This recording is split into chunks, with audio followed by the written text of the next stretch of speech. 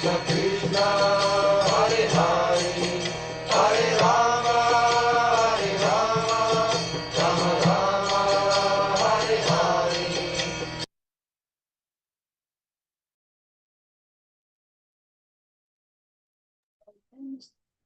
Hey Krishna devotees, welcome to Nityam Bhagavat Sevaya on Saturday morning. Thank you, Sri Bhagavat Prabhu. Today we'll have the privilege of having the association of this Sri Bhagavat Prabhu, and he would be actually covering Srimad Bhagavatam, Canto 5, Chapter 14, verse number 14 today. Prabhu, over to you. Hare Krishna. Thank you, Guruji. Hare Krishna. You can hear me fine, right? Absolutely, Prabhu. Okay, thank you very much.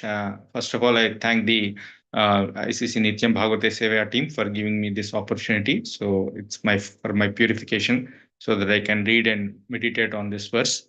I also seek the blessings of all the assembled Vaishnavas. So we will first do the reading and then start with the prayers and have a discussion. I'll share the screen.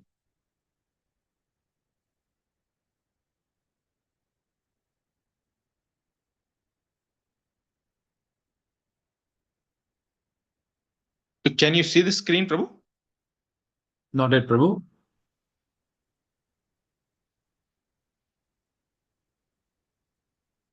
Not yet.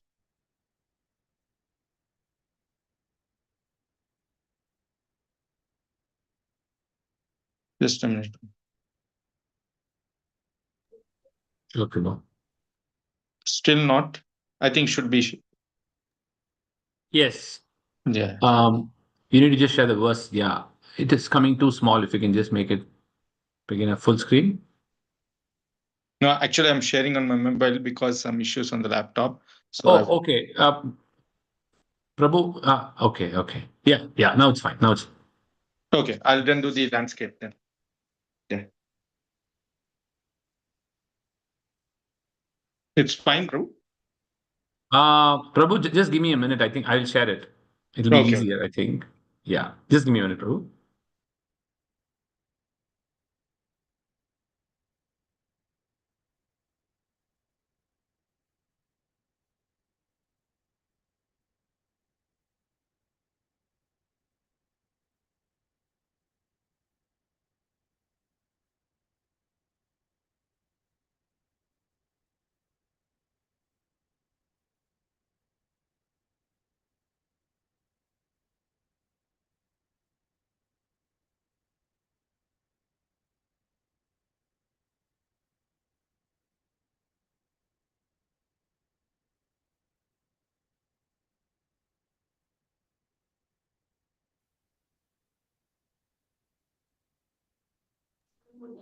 Can you see it now?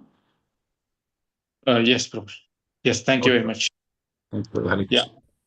Yeah. So first we'll read the verse. So today's verse, as Prabhuji mentioned, is from 5th canto, chapter 14th, and the verse is once number is 14 also. The chapter is titled "The Forest of Material Fire." Uh, the forest of material fire. So we'll begin with the sloka recitation. Yada tu para bhadyandha atmane nupanamati tada hi pitru putra bahir matah pitru putran va sakhalu bhakshasayati yada tu para bhadayandha आत्मनेनुपानमति तदा हि पितृ पुत्र बर्हिष्मतः पितृपुत्रान् वा स खलु भक्षयति यदा तु पराबाध्यान्दः आत्मनेनोपनामति तदा हि पितृ पुत्र बहिर्मतः पितृपुत्रान् वा Sakhalu bhakshayati yada when two, but because of misfortune. Parabhadaya, in spite of exploiting all others. Andaha, blind. Atmane, for himself. Na upanamati, does not fall into one's share. Tada, at that time, he certainly, Pitru, Putra, of the father or sons. Bahirsh, mataha, as insignificant as a piece of grass. Pitruputran, father or sons. Va or saha, he, the conditioned soul. Khalu, indeed. Bhakshayati, gives trouble to. So in this material world, when the conditioned soul cannot arrange for his own maintenance despite exploiting others, he tries to explain his own father or son, taking away that relative's possession, although they may be very insignificant. If he cannot acquire things from his father, son, or other relatives, he is prepared to give them all kinds of trouble. So we read the translation by His Divine Grace A.C. Bhaktivedanta Swami Prabhupada. We'll also read the purport. It's a small purport. Then we'll begin with the Mangalacharana and continue our discussion. So once we actually saw a distressed man steal ornaments from his daughter just to maintain himself.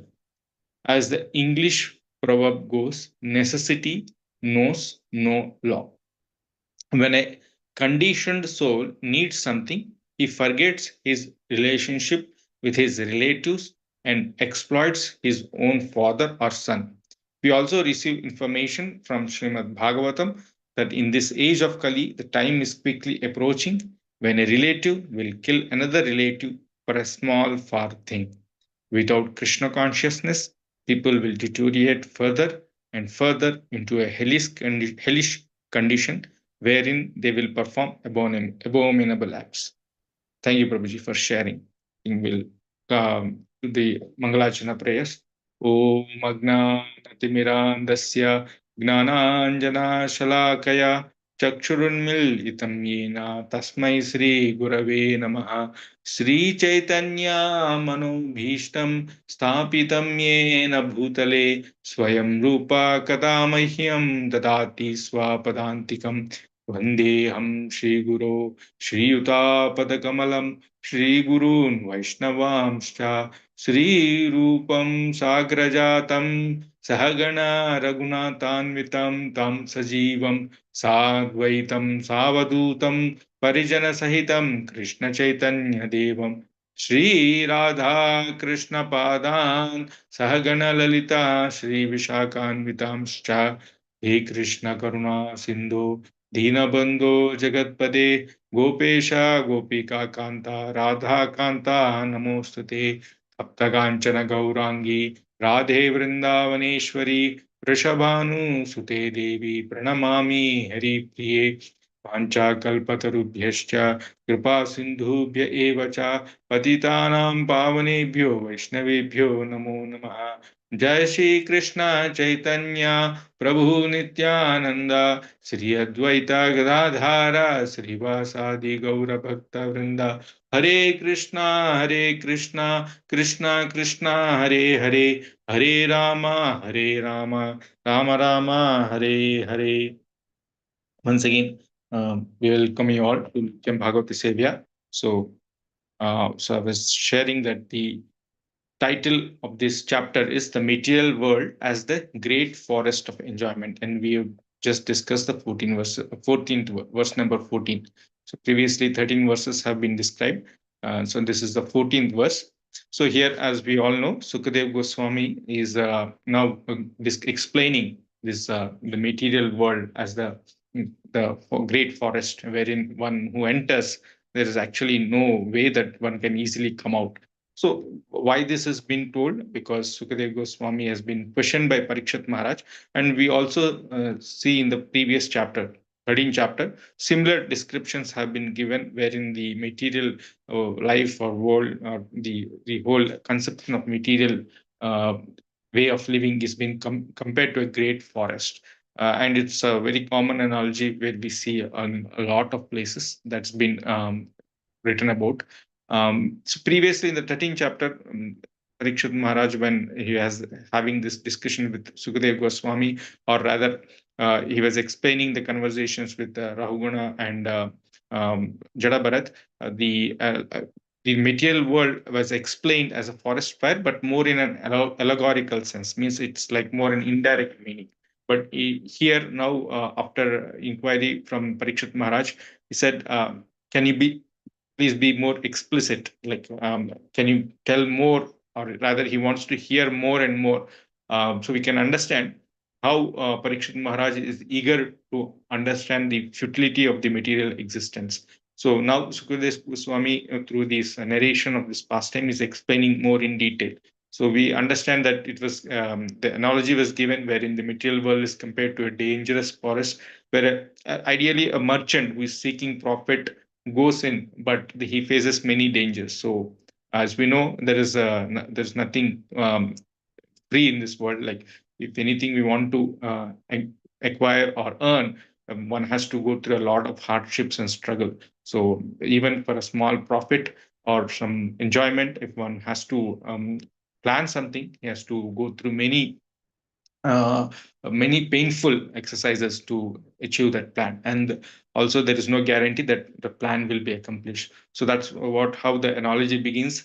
And we talk about the we also understand why does the soul go into, or the, rather the conditioned living entity who is looking for enjoyment goes into the material forest. So we have explained, we have understood time and again that is the conditioned soul's desire to enjoy separate from the not. So it's not enjoying is not condemned, but because the soul wants to enjoy separate from the Lord, or in simply other words, he wants to be the God. He wants to take the position of a God. So naturally, in the spiritual world, the position of God is God Himself, and the soul cannot, by his constitutional nature, cannot be God, but can just be a servant of the God. So he has to leave this place. So we all have this question: why, why, why, and when did the soul come to this material world? The answer is as soon as the soul desires to be enjoy or be God, that he comes into this world. And when did it happen? Prabhupada says it eternal. So the when, as the soul is eternal, from time immemorial, as Prabhupada puts it, the conditioned soul is in the material world trying to enjoy. And then what happens when he's trying to enjoy?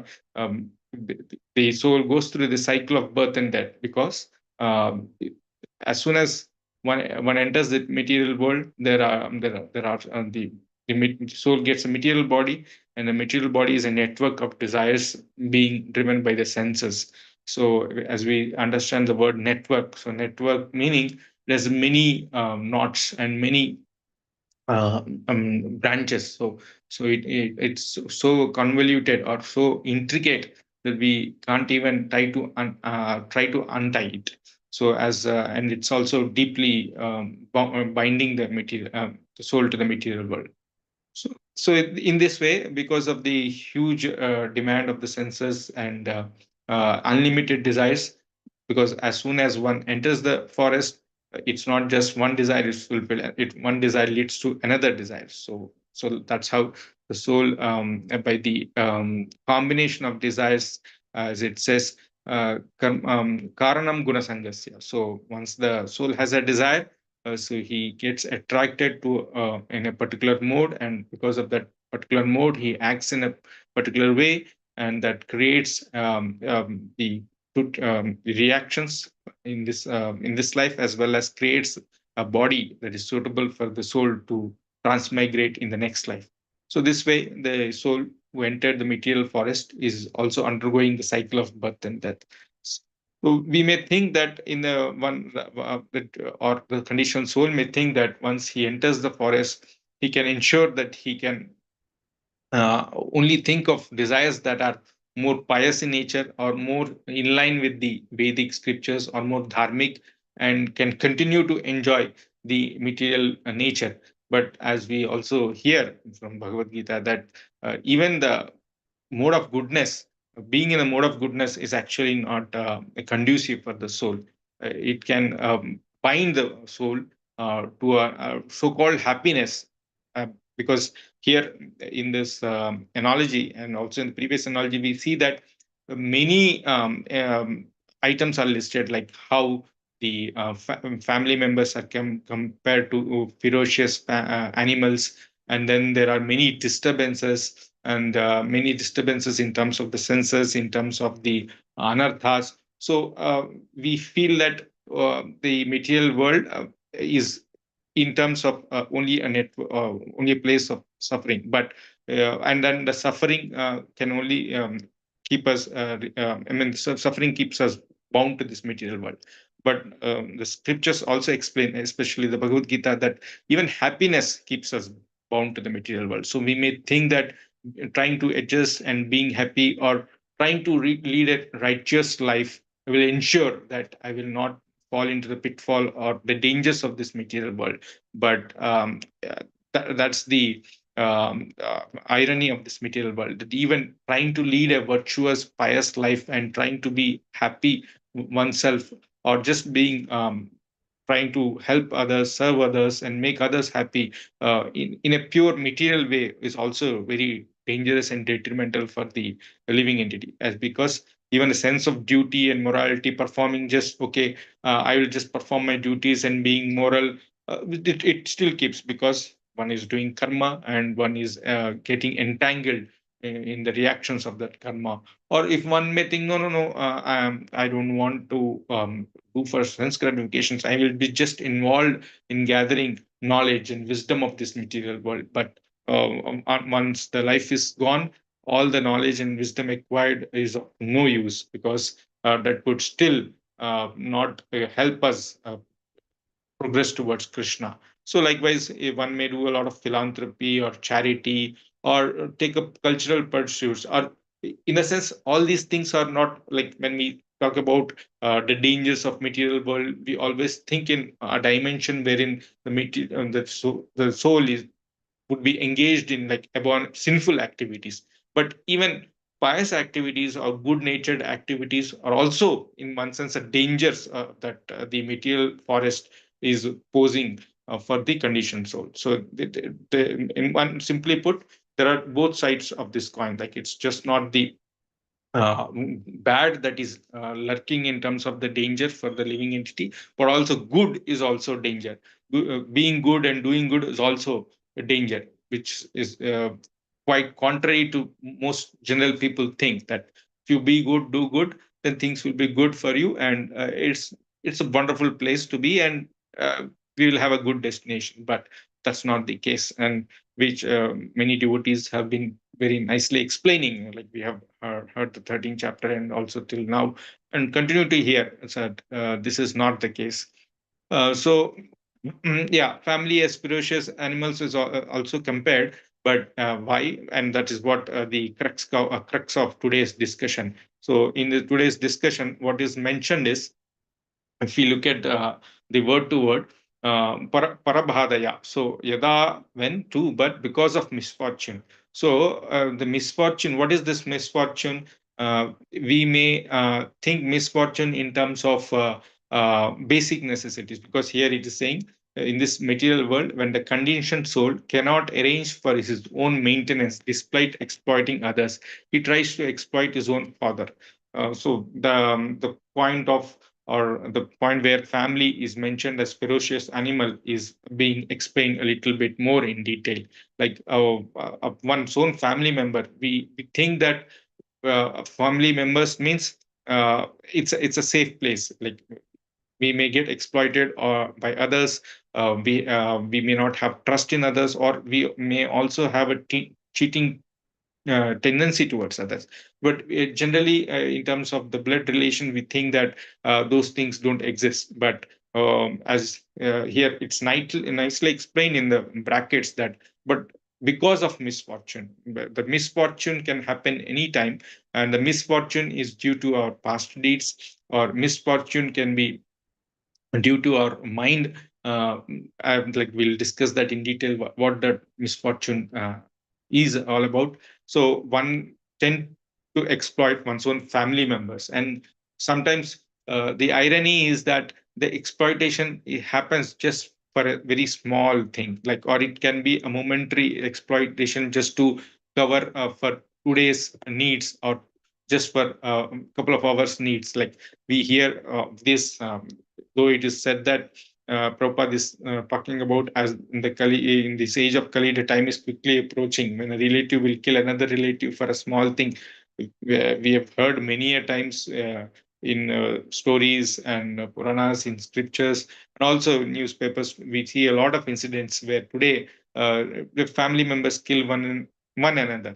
Like recently also there was one article being shared, like one in Delhi they found out that a family member was killed, family members were killed, rather a mother, father, and sister were killed, and then it so happened that the son was not there. Naturally, there was some suspicion, and when the police found out, it's the son himself who like killed mother, father, and son, and so ghastly that even it had so happened the day he killed was their his parents' wedding anniversary.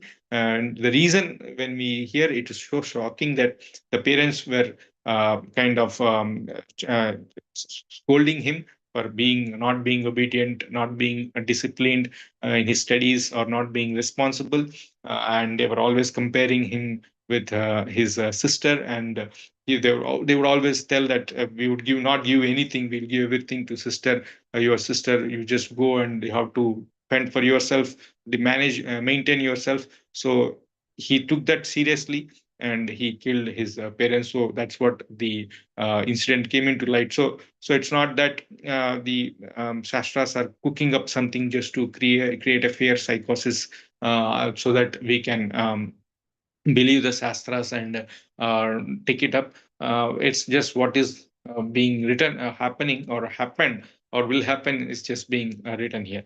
So it's not something a new thing. So we'll just now what we'll do is we'll understand in few minutes, for a few minutes, what this maintenance aspect is and why this material exploitation. So that would be the core themes of discussion. Yeah. So as we understood that, the material exploitation, so the tendency here is, first, first we'll break it down into three things. So as Prabhupada says, the mis or one may go on exploiting. Why exploiting others is basically taking, and also one other beautifully when this word translation is given, which is not coming out in the translation, but in the word to word meaning it's given, na upanamati, does not fall into one share. So when exploiting, the simple meaning of the word exploiting is trying to take something that doesn't come into our share. So let's break it down. So even we see when we read Ishopanishad, it says that same thing. The quota, whatever we should take, or we should consider those things which are set aside as our quota. So quota meaning, how do we know what is our quota, so that we'll understand in detail. First of all, why what is maintenance? So maintenance means here there is needs of the body, simple needs like food, clothing, and house. But the sometimes the exploitation goes beyond the needs of the body, because uh, there is also the needs of the mind. So someone who's trying to maintain himself. So maintaining here, one in one sense we can say maintaining oneself in the physical body. uh, so he needs food, clothing, and shelter. And one he's because he's identifying with the material body, he has also has the uh, tendency or the need to maintain or satisfy the needs of the mind. So the needs of the mind, what are the needs of the mind? Trying to find self-esteem, trying to develop, have controllership mentality. So that's where the exploitation comes. So the exploitation, as we understand, so because it happens, as we just said, that exploitation is begins with when we try to take something which does not belong to us, and that happens because there is a need. Then the need could be of the body, which could result in just food, clothing, and house. And also in the food, clothing, and house, sometimes the need, when the or the desire is more than the need, or when it wanders into the territory of wants, then also the exploitation happens at the needs of the body level. So similarly, the needs of the mind. So there is some little bit. You can't always say the self-esteem. You need to have a little bit of, like recently also when Devaki Mataji was sharing. So initially, some false ego is needed, that to develop a sense of commitment to service, a sense of motivation. But that false ego has to be refined and turned into a real ego, wherein we say that I'm not doing this service, or I'm not attached to this service because it pleases me or it gives me something, as a sense of identity, but it gives me a sense of identity that I am a Krishna's servant. So the needs of the mind also need to be respected. And in terms of the controllership is a bad thing. So the controllership also, like as we said, like sometimes when a person in a particular position has to control as a sense of duty, as a sense of service, that not from a point of trying to exploit, but a point of trying to bring everyone, so that they are aligned to the service of the Lord, which is basically what Devaki Mataji at length she elaborated in and used the word which we have heard, and we have trying to understand the servant leadership. So we see there are two sides of this exploitation and maintenance. So the maintenance, when it is in terms of in a pure sense, so there are needs of the body and needs of the mind which need to be maintained. So that is what we need to do. But when it turns into when we look at the other side of the coin, or the downside of it, when it tries into it, or it wanders into the domain of wants, then it becomes exploitation. We then try to go and try to seek or get something which it does not, or does not belong to us, or on which do not have a share. So so we need to understand this. So so simple, it's a simple verse. The simple key takeaway for today is material exploitation, how to avoid, basically to understand what are our needs, what are our basic needs of the body, basic needs of the mind, and are we acting within the jurisdiction of our body, or are we trying to satisfy the needs which at that point becomes really wants of the body and wants of the mind, which go into the domain of beyond our jurisdiction, and then try to, and when it is beyond our jurisdiction, we are still trying to get that for us, and then it becomes exploitation.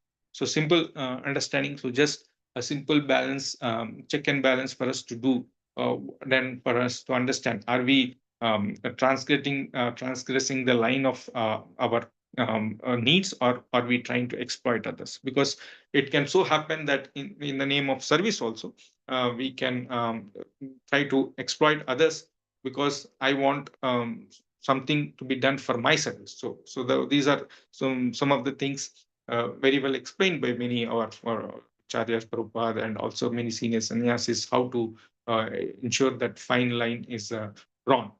So we'll also a little bit deep dive into the topic of maintenance. So to understand why this um, or why this what why this misfortune, like in that verse it's talked about, why this misfortune happens. So let's understand from the scriptures, what does the scripture says about who is the real maintainer.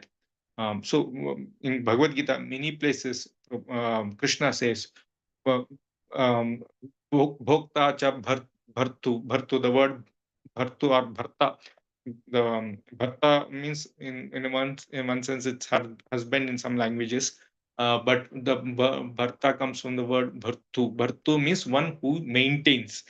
So that husband is also typically maintaining the family, wife, basically the wife, kids, and elders. So that's why he's called bharta. So one is bhartu means one who maintains. So who is this maintainer? So the many beautiful verses, Krishna, of course, himself says in Bhagavad Gita that I am the maintainer of the three worlds. Bhartu Prabhurevacha, Bhartur Prabhurevacha. I am the controller and the maintainer. Like this, he says in many verses.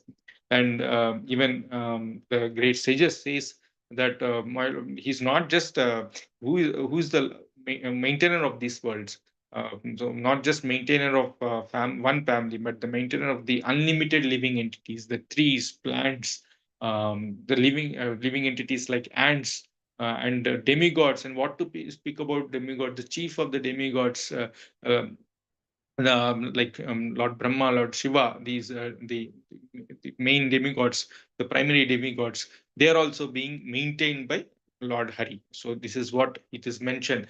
Sariram patum na shekur dvipada chatuspada sarishprasham stanu yad atra drishtaye. So, or whatever is visible in this material world, you are actually the only maintainer. Maybe others are maintaining, but they are maintaining like the family members, or a king is maintaining the state, and likewise Brahma is maintaining the living entities, and in this way they are only secondary maintainers, but the actual maintainer is you yourself, O Lord. And Prabhupada also many places quotes this verse like Eko Bahunam Yo Vidadhati Kaman. So one person, the Supreme Lord, is supplying the necessities of life for all other living entities. So one, that Supreme Lord is there, Bahunam Yo Vidadhati Kaman. So that one person is maintaining. So it's in one sense, it's also a false ego or false identity, that to think that I have to maintain myself or I have to maintain my family. So that we'll discuss in detail how a Krishna conscious person can understand this fact. So we'll go further. So now about how that misfortune comes about. So we understood that Krishna from the scriptures, that Krishna is the real maintainer, Supreme Lord Hari is the real maintainer, and others are the secondary maintainers. So how, and we all know that in Bhagavad Gita chapter 3, it's mentioned karma yoga, where Krishna clearly explains how like in the beginning of creation, like he says, the sahayagna praja srishtva pur puro vacha prajapati anena prashavishyadvam yeshavostu ishta kamadhuk. So in the beginning of creation, the Lord of all creatures, so he's just using the word the Lord of creatures, but it's because later he'll say who is the Lord of all creatures, because in the third chapter he has not yet introduced himself as the real Lord of all creatures in the maintenance. He said the Lord of creatures sent forth generations of men and demigods, and along with them sacrifices for Vishnu were also sent, and blessed them by saying, so be happy by this yagna sacrifice, because its performance will bestow upon you everything desirable for living happily and achieving liberation. So the maintainer, the one maintainer, when he created this world and he filled this world with the Prajapatis, and the Prajapatis then filling with the world with the living entities. So it's not like they left the living entities to maintain or fend for, or take care of themselves. So these yagnas, basically the Vedas and the Vedic, the dharmic lifestyle, the dharma, artha, kama, moksha, how one should be in their varna, like Brahmana, Kshatriya, and Vaishya Shudras, how they have to follow their dharma of the Varna and earn a livelihood according to that dharma, and then fulfill or maintain, fulfill the desires here, mean maintaining oneself. So there is a maintainer, one maintainer who clearly laid out the principles of, or the principles, and also given understanding of how to maintain oneself. So all this has been given. So then where this misfortune comes, so that is also explained in Bhagavad Gita itself. So this cycle of sacrifice is given, wherein the demigods are providing all the material necessities for the living entities. And then in so when, because they are providing, they are in charge of the material necessities, they have to be the giving entities have to do sacrifices, yagna, to please the demigods, so that they will get their share in terms of, like they will get their share for their nourishment. So that is like basically when we do yagna, the demigods will get the power, and then they will get nourished. So this is this uh, parasparam, like Krishna says, in charge of like the word use um, like both parasparam, like a mutual benefit, like a symbiotic relationship. So one is giving necessities of life to other, and the other is uh, expressing the gratitude, or getting their or claiming their share of the necessities by rightfully performing these yagnas. So these yagnas are born of karma, Krishna says. So in one sense, if one performs their duty, then out of the duty, the duties also include sacrifices. The sacrifices yield results, so the demigods are pleased, and then the cycle continues. But one who breaks this sacrifice and then simply exploits the material necessities or material facilities without giving back their share to the giving back the share that the demigods deserved, they are simply considered as thieves. And then that's how, because thieves, whereas when I say thief, how can one expect fortune? Only misfortune can happen. So in this way, we can highlight understand the essence of this verse, how the misfortune falls upon a living entity because he's trying to maintain, but in ignorance he's forgotten who is the real maintainer and how to maintain oneself. He has also forgotten. So then naturally misfortune falls upon, and when misfortune falls upon oneself, so there is no consideration of morality and ethics. And Prabhupada uses the word, what he uses, necessity. What is it? Necessity knows no law. So we've heard many times that necessity is the mother of invention. So again, there are two sides of the coin. So necessity is the mother of invention means it leads to positive things. So when there is an in throughout the human history, modern history, this is often quoted where if we just take from the sense of example, human needed fire, so he started rubbing two stones, and then he realized, okay, if I do something scrub, there is a fire coming. So then literally other ways of igniting the fire were invented. So likewise, whenever there is a necessity, there has been some new invention, and all the necessity you can see begins with trying to maintain oneself. But when the same necessity, like as I said, the necessity when it is trying to satisfy one's basic needs or basic needs of the mind, in the sense like in a positive way, it is it's all stays positive. But when the necessity transgresses or goes in a wrong direction, goes beyond the basic needs, and goes into the realm of trying to be the controller, enjoyer, and proprietor, that's when the problem starts. Even Bhagavad Gita, Krishna says that's why, like, nirasir yatachittatma chakta sarira परिग्रहः शरीरं केवलं कर्म kurvan napnoti kilbishah.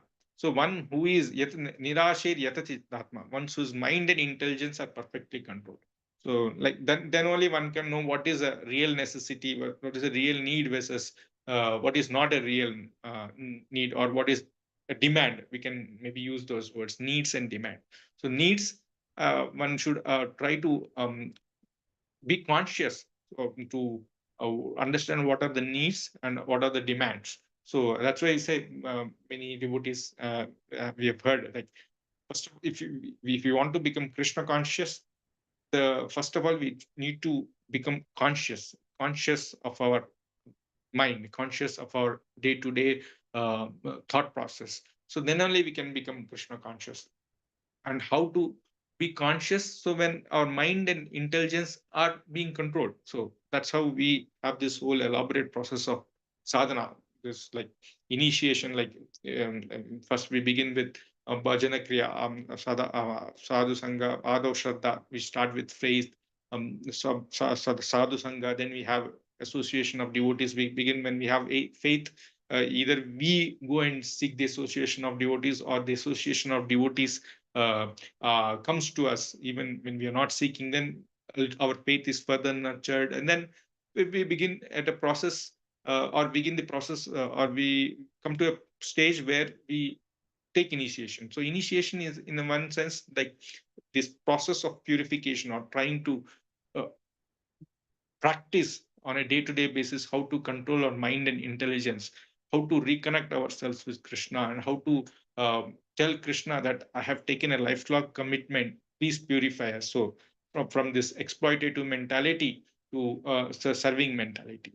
So the bridge between this, moving from the material exploitation, and then as we are also coming to the close of the class timing, so we understand from this verse that where Prabhupada is talking about without Krishna consciousness, people will deteriorate further and further into a hellish condition.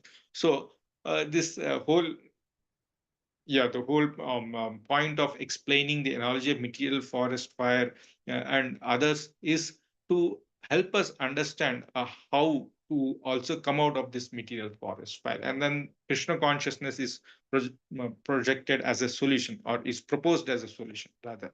So we also see that we daily sing, and also coming back to the point where I was saying that in Krishna says nirasir yata chittatma. So how can we understand or control or be conscious of the needs and the demands of our body and mind, is when our mind and intelligence is truly being controlled, or in a sense purified, or in a sense we are doing our sadhana bhakti.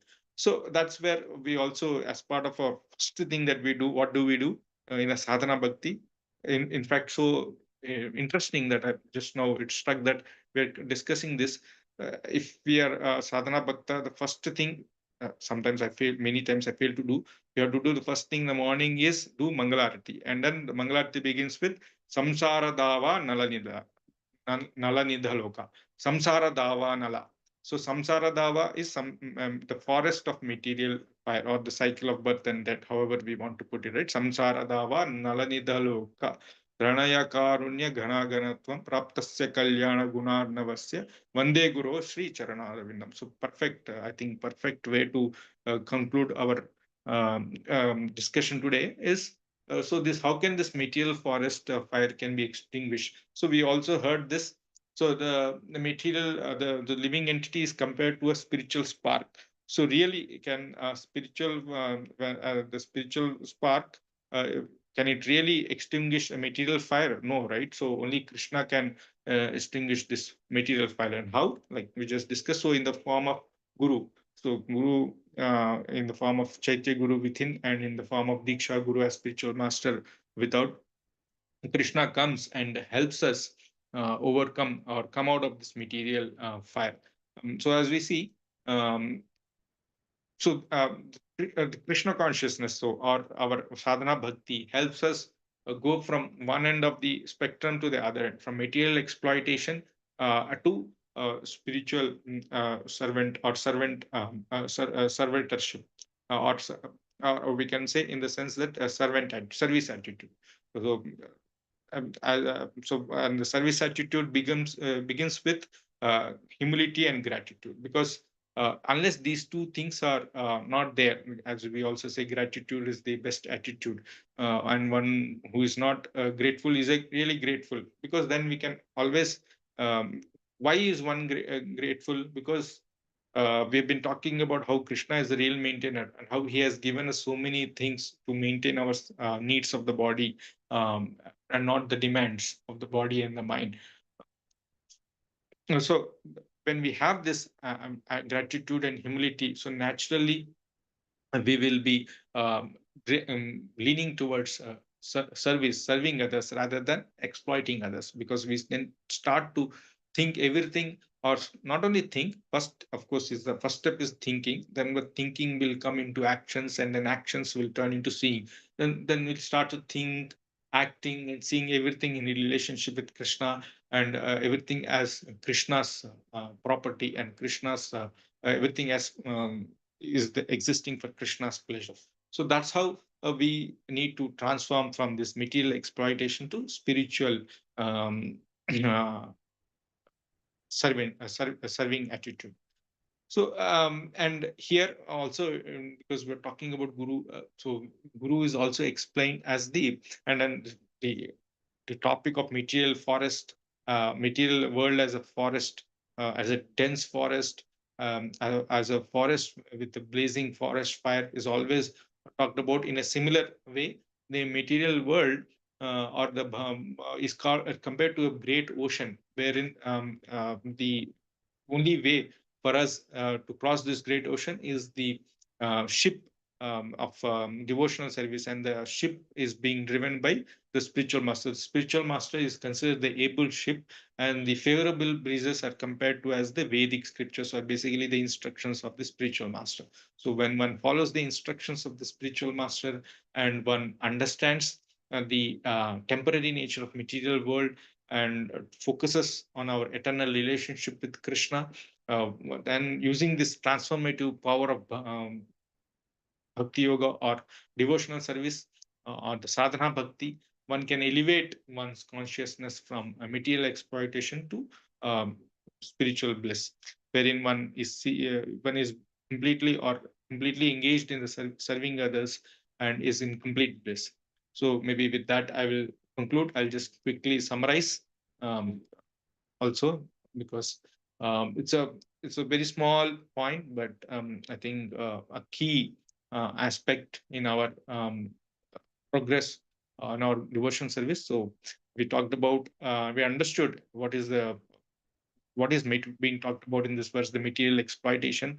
The material exploitations needs knows no boundaries. So when one is tormented by this attitude of exploitation, one can go to any extent. So we understood why what is exploitation. So exploitation is mean basically trying to take something which is beyond our share. Why does that need or what why does the situation arise? Because we are trying to maintain, and then the maintenance has two aspects: maintaining the needs of the body and needs of the mind in one sense. And but it also but the exploitation really stems from the fact that the needs really transform into demands, and when we are trying to um, uh, ex- um, satisfy the demands of the body and mind, that's when the exploitation happens. Otherwise, the person who is really focused on solving the needs of the body and mind doesn't really transgress the boundaries of morality and ethics. So we also talked about how one can move from the consciousness of exploitation to service attitude, that is to the devotional service. And the devotional service, not just doing whimsically or doing without any guidance. It has to be done under guidance, and then that guidance is from our spiritual masters who can help us cross the samsara davanala. Thank you, Prabhu. We'll open for discussions. Any comments? Thank you, Shivagat Prabhu. Wonderful, wonderful class covering a very important point. The few things which struck me, I would say, since you already summarized, I don't want to repeat, but I would just say was this entire verse is about how to avoid the exploitative nature tendency which we build. And you brought a very nice point of how the material world is nothing but a network of desires. Everything comes through our past karma is a wonderful point. You talked about the place filled with miseries, and it's very dangerous for us because we get entangled very easily to the various reactions of karma. And you also talked about one of the important thing was to learn to be satisfied with what is set aside for us. You gave the quote of various verses which says it's very important that we need to be aware of it. And you talked about what do you mean by real, when you say maintaining bodily needs and the mind, how it has to be trained. It's very critical to do that. And it's all driven by a false ego where you said, we should know our share. Otherwise, we want to be exploitative to get more than what is the share of ours. And the Lord is the ultimate maintainer, is something which we know, will really help us out in terms of doing that. He is the ultimate maintainer. Rest all are secondary maintainers in our role. That was very nice. You brought the role of demigods very nicely. You say why yajnas are performed to satisfy them when we understand it. One critical thing you also brought about is the distinction between necessity and demand. It's a very thin line. Suddenly it becomes a demand. What was a necessity become a demand. So we need to be very careful of where we are pursuing that. And also, you were talking to see everything as a property of Krishna, then it becomes very simple. And how the spiritual master, through the initiation, how you said, it's a samsara dava, which is there over here, how we could actually, how our spiritual master help us build this attitude of humility and gratitude from being exploitative. So we get into a mood of service, and that is very nicely explained. He does a transformation for us. So we have to just stick and follow his instructions and guidance. Thank you so much, Prabhu. I, sorry, Prabhu. No, I'm saying thank you for the nice summary. No. I only did a few things which you have already not covered because it's very nice. So many points to actually learn in this. In fact, the entire chapter is very practical in terms of what we can do. So, yes, there's so much of learning in even small verses with deep, filled with meaning. I have just unmuted the line, so devotees, please go ahead to share your comments, ask your questions or reflections. Hare Krishna. Hare Krishna, Prabhu, Dandavat Pranam. It's a very practical and the need of the hour in this particular topic, because I just want to share one small incident. I was talking to one of my patients and she was telling about my children are doing this, my children are doing that. And I said, what are they doing? They're doing so much social service. They go into the fields and they're then she told me they're producing more and more flowers. The sunlight is not sufficient. In the night, they put floodlights to mimic the sunlight. So the more production of flowers are there. So I was just wondering, what are they doing? That's the exploitation. I think you rightly took up the sloka 4.21. I quickly went through that. I am not this thing. I just read through that sloka so nicely. I think that education of Bhagavad Gita should start from the schools. It should become a syllabus. I think then at least they will have little realization when they grow up and what they have to do from. Hare Yes, Krishna. yes.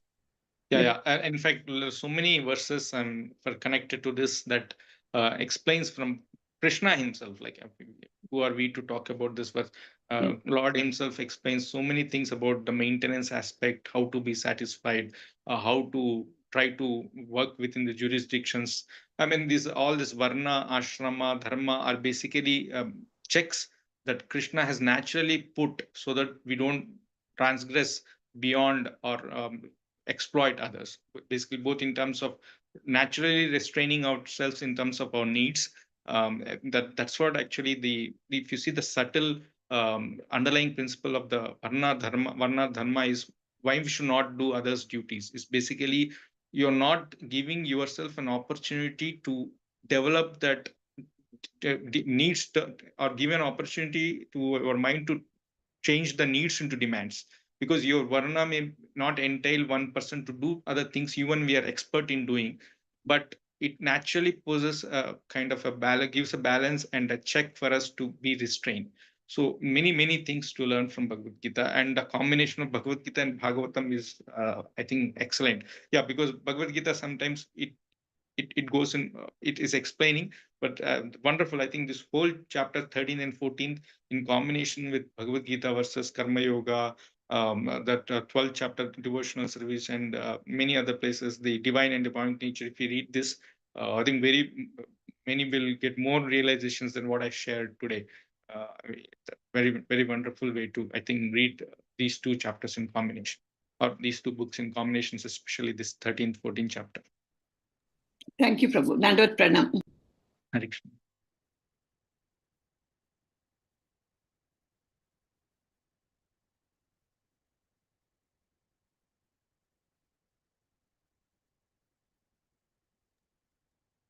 Any other comments or reflections?